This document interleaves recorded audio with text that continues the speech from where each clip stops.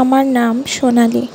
আমার বিয়ে এমন একটা ফ্যামিলিতে হয়েছে যেখানে অনেক ভাই একসঙ্গে থাকতো, কিন্তু কেউ কারো বিষয়ে মাথা ঘামাতো না, যে যার কাজ নিয়ে থাকতো।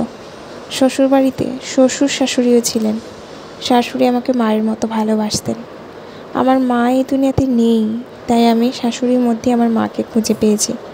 আমিও তার সাথে তেমনই ব্যবহার করতাম। কিন্তু একদিন শ্বশুর শাশুড়ির সাথে এমন একটা কাজ করলেন যা দেখে আমি লজ্জায় মুখ লুকিয়ে ফেললাম। কেননা শ্বশুর শাশুড়ির সাথে আমার মা অনেক দিন আগে এই পৃথিবী থেকে চলে গেছেন। আমি 7 ভাইয়ের একমাত্র বোন, এবং আমার ভাইদের কেউ বিয়েও করেনি, কারণ আমি বাবা মায়ের সবচেয়ে বড় এবং প্রথম সন্তান। আমার বাবা কখনো আমাকে তেমন গুরুত্ব দেননি। তিনি সবসময় তার কাজকে গুরুত্ব দিতেন। আমি শুধু বাড়ির কাজে আটকে ছিলাম, কারণ বাবা সহ 5 ভাই কাজ করতে বাইরে যেত। ছোট 2 ভাই বাড়িতেই থাকা, আর আমাকে সবার জন্য রান্না করতে হতো। এদিকে আমার অনেক বয়স হয়ে গেছে, কিন্তু আমার বিয়ে নিয়ে বাবার কোনো চিন্তা ভাবনাই ছিল না। যখন তিনি আমার থেকে 1 বছরের ছোট ভাইয়ের বিয়ে দিতে চাইলেন, তখন আমাদের সমস্ত আত্মীয়স্বজন তাকে বললেন, আগে মেয়ের বিয়ে দিয়ে দাও, তারপরে ছেলের কথা ভেবো। এতে বাবা বললেন, মেয়ে বিয়ে দেওয়ার যৌতুক আমার কাছে নেই, ছেলের ব্যাপারে আলাদা, ছেলের বিয়ে ফ্রিতে হবে, উল্টে বৌমা নিজের সাথে যৌতুকও নিয়ে আসবে। বাবার কথা শুনে আমি খুব টেনশনে থাকতাম। এখন ধীরে ধীরে আমার বয়স পেরিয়ে যাচ্ছে। কিছুদিন পর ভাইয়ের বউ বাড়িতে এলে এই বাড়িতে থাকা আমার পক্ষে কষ্টকর হয়ে গেল, কারণ সে ঘরের কোনো কাজে হাত লাগাতো না। ঘরের সব কাজ আমাকেই করতে হয়। যদিও আমি আগে থেকেই ঘরের সব কাজ করতাম, কিন্তু এখন যে এসেছে তারও কিছু দায়িত্ব আছে। কিন্তু সে কিছুই করতো না, সারা দিন শুধু শুয়ে থাকতো। বাড়ির সবাই ভাবতো নতুন বউ আসাতে আমি একটু আরাম পেয়েছি।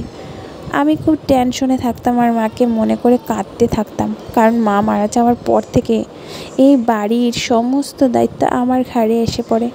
আর আমিও ভাইদের নিয়ে খুব টেনশনে থাকতাম। কিন্তু যখন বুঝলাম এই বাড়ির কেউ আমার কথা চিন্তা করে না, তখন ভাবলাম আমারও কারো কথা চিন্তা করা কোনো দরকার নেই। আমি দেখতে সাধারণ, আর বয়স এখন প্রায় 30 বছর। আমার বয়সী সব মেয়ে বিবাহিত, এবং তাদের 2-3টা করে সন্তানও আছে, আর আমি যার বিয়েই হচ্ছে না। একদিন আমার কাকা বাড়িতে এসে বাবাকে অনেক করে বুঝিয়ে বললেন, আগে মেয়ের বিয়ে দিয়ে তারপর অন্য কিছু ভাবো।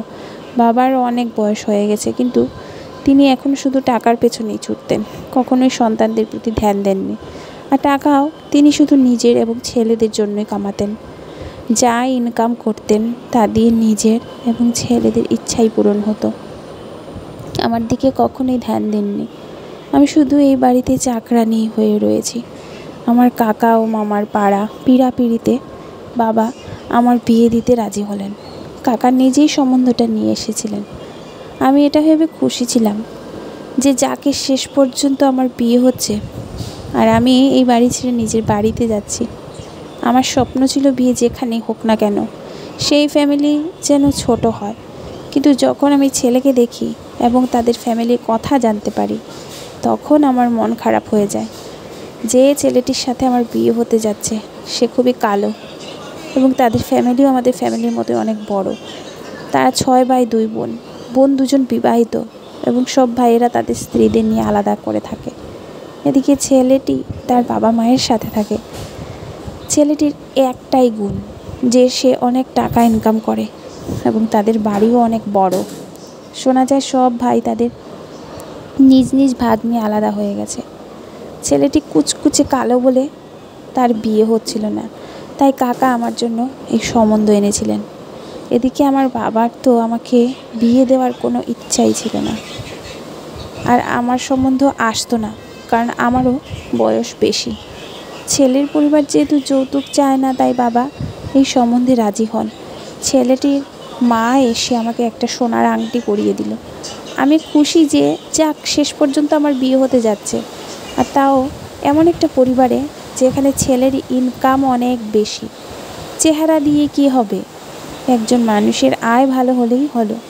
আমি এমন একজন জীবনসঙ্গী চাই যে আমাকে সম্মান করবে, ভালোবাসবে এবং আমাকে বিশ্বাস করবে। আমার বাবা সেই ছেলের সাথে আমার বিয়ে দিলেন।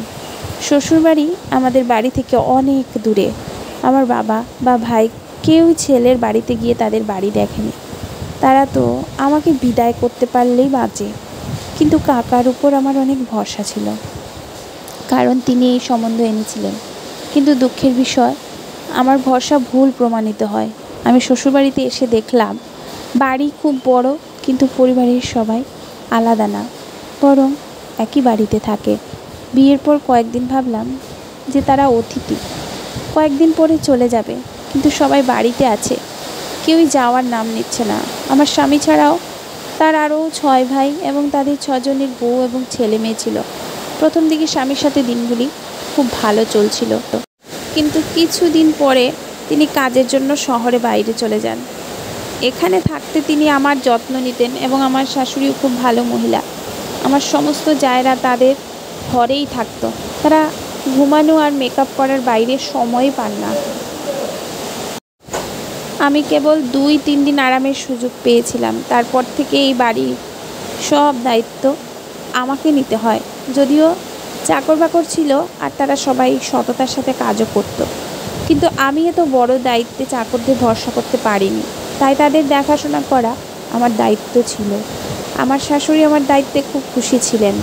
এত মানুষ থাকা সত্ত্বেও এই বাড়িতে সবসময় নীরবতা থাকতো, কারণ কেউ ঘর থেকে বেরোয় হতো না।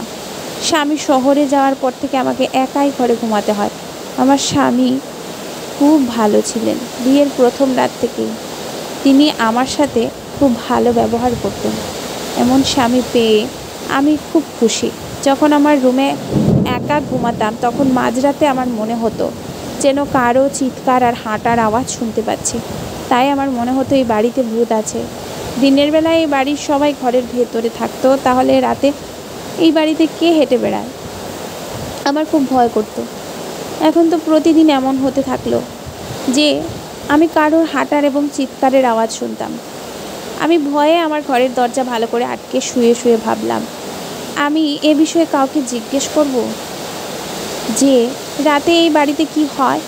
পরের দিন যখন শাশুড়িকে জিজ্ঞাসা করলাম, তিনি আমার প্রশ্নে একটু ঘাবড়ে গেলেন এবং ঘুরিয়ে পেঁচিয়ে উত্তর দিলেন যে এই বাড়িটা অনেক বড়, বাড়িতে অনেক লোক থাকে, কেউ না কেউ হয়তো রাতে ঘুম থেকে ওঠে বা কারো বাচ্চা হয়তো কাঁদে, আর তোমার মনে হয় কেউ চিৎকার করছে। আমি মনে মনে ঠিক করলাম যে যাই হোক না কেন, কেউ তো আমার ক্ষতি করছে না, তাই আমি আমার সংসারে মন দিই। আমার এসব নিয়ে চিন্তা করার কোনো দরকার নেই। এই বাড়ির চির নীরবতায় আমি খুব বিরক্ত। প্রত্যেকেই নিজের নিজের কাজে ব্যস্ত। মাঝে মাঝে স্বামীর সাথে ফোনে কথা বলতাম। একদিন রাতে আবার শুনতে পেলাম কেউ যেন খুব জোরে জোরে চিৎকার করছে। আজ সাহস করে উঠে দেখতে চাইলাম কে জোরে জোরে চিৎকার করে আর কে সে যে এত রাতে ঘুরে বেড়ায়। বেরিয়ে দেখলাম আমার শ্বশুর ফোনে কারোর সাথে জোরে জোরে কথা বলছে। শ্বশুর প্রায় ফোনে এত জোরে জোরে কথা বলতো যে সারা বাড়িতে তারই কণ্ঠস্বর প্রতিধ্বনিত হতো। ছোটোখাটো বিষয়ে রাগ করা, ঝগড়া করা, নিজের মর্জি খাটানো এবং ফোনে দীর্ঘক্ষণ গল্প করা, এসবই আমার শ্বশুর কাজ। কারণ তিনি কোনো কাজ করতেন না আর সারাদিন বাড়িতেই থাকেন। শুনেছি শ্বশুরে খুব রাগ, তাই সবাই তাকে খুব ভয় পায়। এমনকি আমার শাশুড়িও তাকে ভয় পেত। শ্বশুরের ব্যবহার বাড়ির কারোর সাথে ভালো ছিল না। তিনি কারো কথা শুনতেন না, যা মনে হতো তাই করতেন। বর্তমানে দিনগুলো এভাবেই কেটে যাচ্ছিল। প্রতি রাতে দেখতাম মাঝরাতে যে লোকটি হেঁটে বেড়াচ্ছে সে আর কেউ নয়, আমার শ্বশুর। তিনি রাতে কারো না কারো সাথে ফোনে কথা বলতেন। মাঝে মাঝে রাতে আমি ভয় পেতাম, কারণ তিনি শাশুড়ির সাথে মারপিটও করতেন। শাশুড়ির সাথে সব সময় খারাপ ব্যবহার করতেন, বউকে পায়ের জুতো মনে করতেন। আমার বিয়ের প্রথম দিকে এমনই কিছু ছিল না, কিন্তু আমার স্বামী চলে যাওয়ার পরেই জানি না তার কি হয়েছে, শাশুড়িকে তিনি প্রতিদিন মারতেন আর শাশুড়ি জোরে জোরে চিৎকার করতেন, কিন্তু শ্বশুর থামতেন না। এখন আমি প্রতি রাতে তাদের ঝগড়া কান লাগিয়ে শুনতে শুরু করি, কারণ স্বামী স্ত্রীর মধ্যে কী নিয়ে এত ঝগড়া হয়, আর শাশুড়ি কী এমন ভুল করেছেন যার জন্য শ্বশুর তাকে মারধর করেন। কিছুদিন পর আমার স্বামী 2-3 দিনের জন্য বাড়িতে আমার সঙ্গে সময় কাটাতে আসেন। আমি স্বামীর আশায় খুব খুশি হয়েছি, কিন্তু অবাক হয়েছি যে দিন থেকে আমার স্বামী বাড়িতে এসেছে সেদিন থেকে শ্বশুর শাশুড়ির গায়ে হাত তোলা বন্ধ করে দিয়েছেন। এটা আমি আগেও লক্ষ্য করেছি যে আমার স্বামী যখন বাড়িতে থাকেন তখন আমার শ্বশুর শাশুড়ির গায়ে হাত তোলেন না। বাড়ির সবাই একসাথে বসে খাবার খায়, একে অপরের সাথে সময় কাটায়। স্বামীর আশাতে বাড়িটা একেবারেই বদলে গেল। একদিন আমার স্বামী আমাকে বললেন, ভালো করে রেডি হয়ে চলো, বাইরে কোথাও ঘুরতে যাই। আমি রেডি হয়ে স্বামীর সাথে বেরিয়ে পড়লাম। আমার স্বামী আমাকে একটা খুব বড় রেস্তোরাঁয় নিয়ে গেল। সেখানে দুজনে একসাথে বসে খাবার খেলাম। আমার স্বামী আমার দিকে তাকিয়ে জিজ্ঞেস করলেন, কি হয়েছে? তোমার মুড ঠিক নেই, মনে হচ্ছে তুমি ঠিক মতো খাচ্ছ না। কেন? এই সময় স্বামীকে এসব কথা বলা ঠিক হবে কি? কারণ আমি শাশুড়ি এবং বাড়ির পরিবেশ নিয়ে খুবই টেনশনে ছিলাম।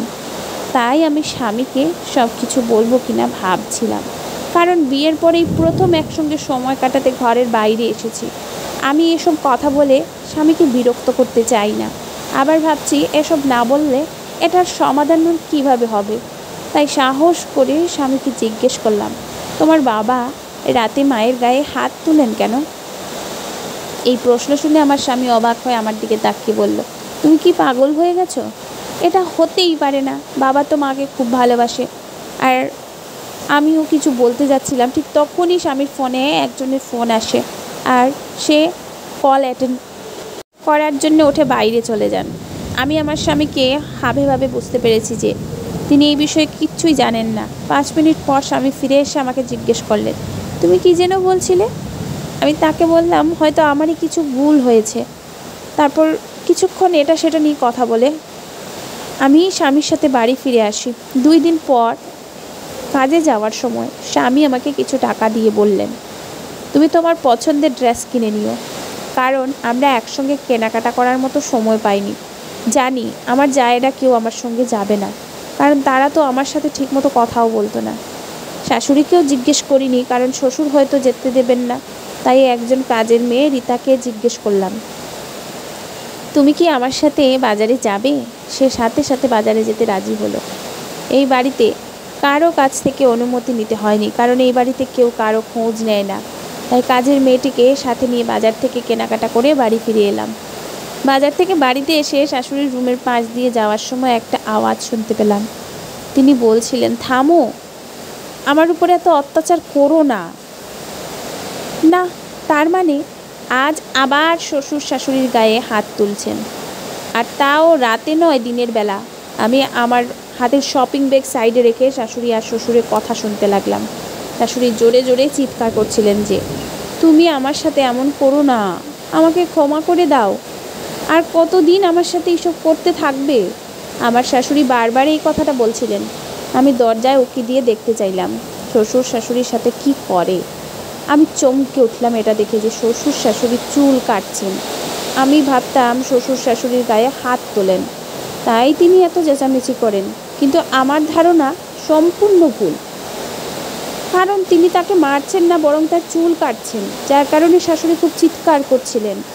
আমি কিছুই বুঝতে পারছি না। চুল তো নারীর গয়না, প্রত্যেক নারীর সৌন্দর্য তার চুলে। শ্বশুরের এক হাতে শাশুড়ির কাটা চুল আর অন্য হাতে কাঁচি। এসব দেখে আমি সহ্য করতে না পেরে চিৎকার করে ভেতরে চলে গেলাম। ভেতরে গিয়ে শ্বশুরকে জিজ্ঞেস করলাম, বাবা আপনি এসব কি করছেন? তখন শ্বশুর বললেন, তোমার শাশুড়ির অপরাধের তুলনায় শাস্তি খুবই কম, নইলে তোমার শাশুড়ি যা কাজকর্ম তাতে তো তাকে এই বাড়ি থেকে বের করে দিতে হয়। এই বলে শ্বশুর ঘর থেকে বেরিয়ে গেলেন। আমি তাড়াতাড়ি গিয়ে শাশুড়িকে জড়িয়ে ধরলাম, কারণ তিনি খুব কান্নাকাটি করছিলেন। আমি তাকে জিজ্ঞেস করলাম, এসব কি হচ্ছে? আর বাবা আপনার চুল কেন কাটছেন? আমার শাশুড়ি বললেন, সে প্রতিদিন এরকমই করে, আগে আমাকে মারধর করে, তারপর চুল কাটে। আমি বললাম, কিন্তু আমার মনে হয় তিনি শুধু আপনার মাথার চুল কাটেন, মারেন না। শাশুড়ি বললেন, এই লোকটা খুব নিষ্ঠুর, যা ইচ্ছা তাই করতে পারে। তিনি আরও বললেন, বৌমা তুমি এই বাড়ির ব্যাপারে কিছুই জানো না, তাই তুমি বুঝতে পারছো না, আমি সম্পূর্ণ নির্দোষ। আমি তাকে বললাম, কোনো একটা কারণে তো আছি, নইলে তিনি আপনার সাথে এমন করবেন কেন? আমার শাশুড়ি বললেন, বৌমা এই বাড়িতে সবাই নিজের নিজের ধান্দায় আছে, সেজন্য কেউ কারো ব্যাপারে কথা বলে না, কারণ এই বাড়ির সবাই আমার ছেলের ইনকাম খায়। তুমি এই বাড়ির সবার থেকে দূরে থেকো, বিশেষ করে তোমার শ্বশুরের থেকে। সে খুব ডেঞ্জারাস মানুষ। আর কখনো কোনো কিছু তোমার স্বামীকে বলো না, না হলে আমাকে মেরে ফেলবে। শাশুড়ি আমাকে জোর করে রুম থেকে বের করে দিয়ে বললেন, ভবিষ্যতে আর কখনো আমাদের ঝগড়ার মধ্যে এসো না, নইলে তোমার সাথে খারাপ কিছু হতে পারে। তোমার আর কিছু জানার দরকার নেই, তুমি তোমার রুমে যাও। আমি নিঃশব্দে রুম থেকে বেরিয়ে এলাম। শ্বশুর শাশুড়ির সাথে ভালো ব্যবহার করছিলেন না। আমার শাশুড়ি একজন ভালো মহিলা এবং আমি তাকে এভাবে অত্যাচারিত হতে দেখতে পারছি না। আমি আমার রুমের দিকে যাচ্ছিলাম। সিঁড়িতে শ্বশুরের সাথে দেখা।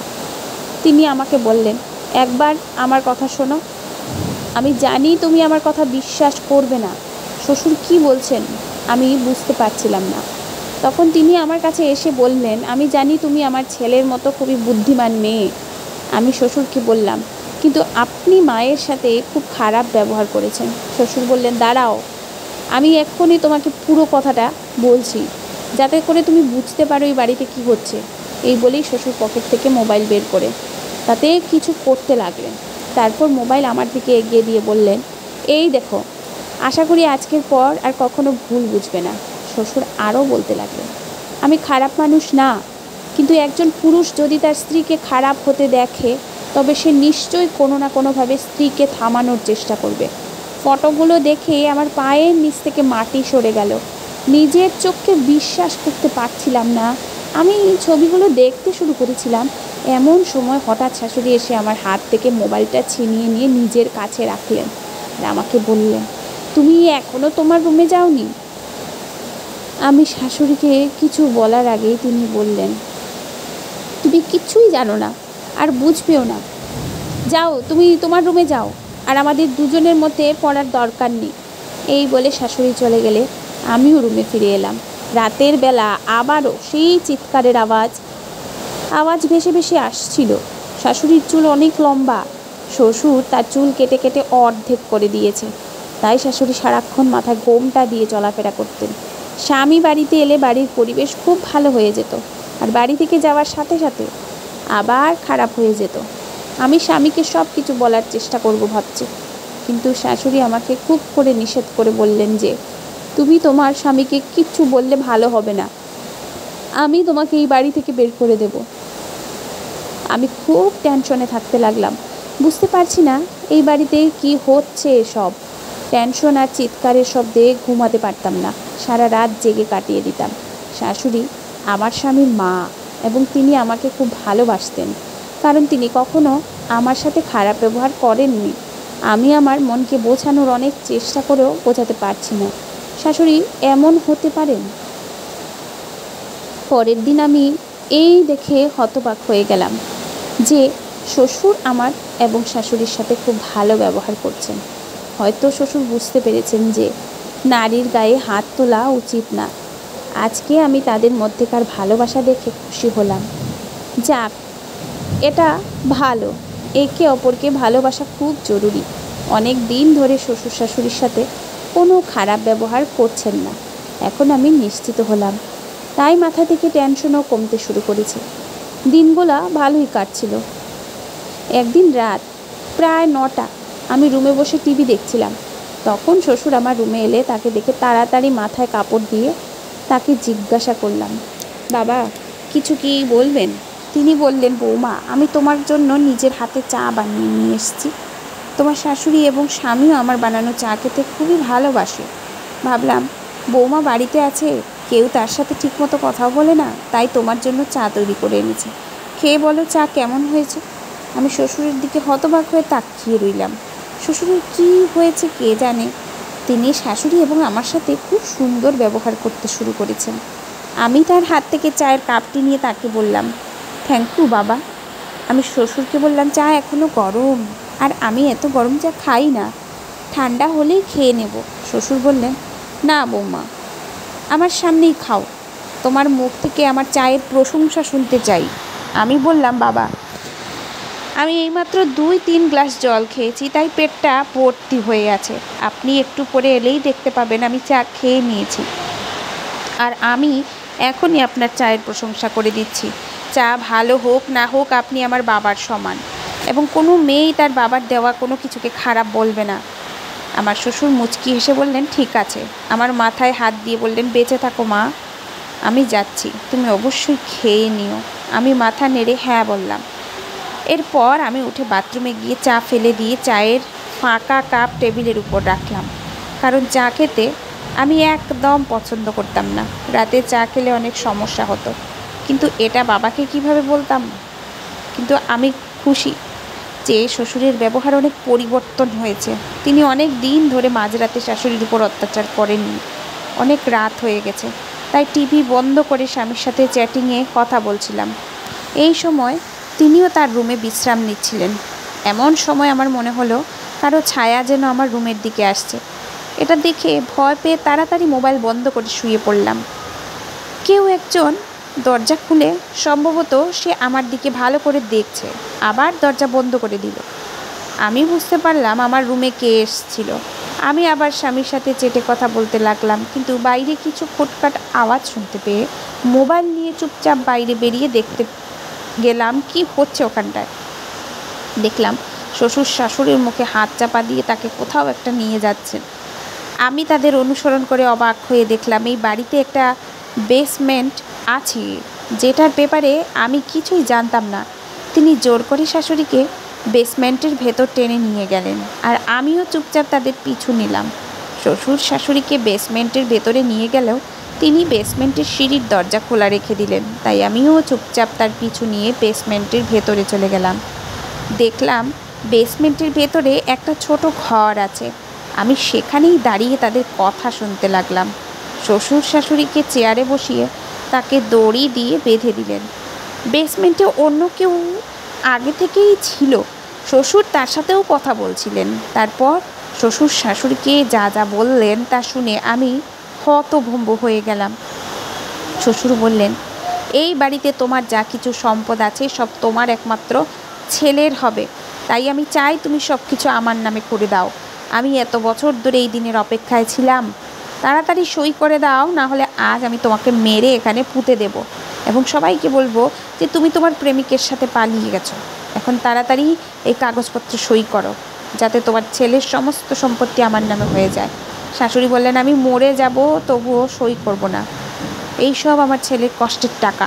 তুমি কি চাও যে আমি তোমাকে আর তোমার জারদ ছেলেদের আমার ছেলের এসব কষ্টার্জিত টাকা দিয়ে দেব? তোমার ভাগ্য ভালো যে এত বছর ধরে আমি ছেলের কাছ থেকে তোমার সম্পর্কে এই সত্যটা লুকিয়ে রেখেছি, আর এখন আমাকে আমার পুত্রবধূর কাছ থেকেও এই সত্যটি লুকোতে হচ্ছে। শ্বশুর শাশুড়ির মুখে জোরে থাপ্পড় মেরে বললেন, আজ আমি তার চায়ে ঘুমের ওষুধ মিশিয়ে তাকে অজ্ঞান করে দিয়েছি। সে কিছুই জানবে না।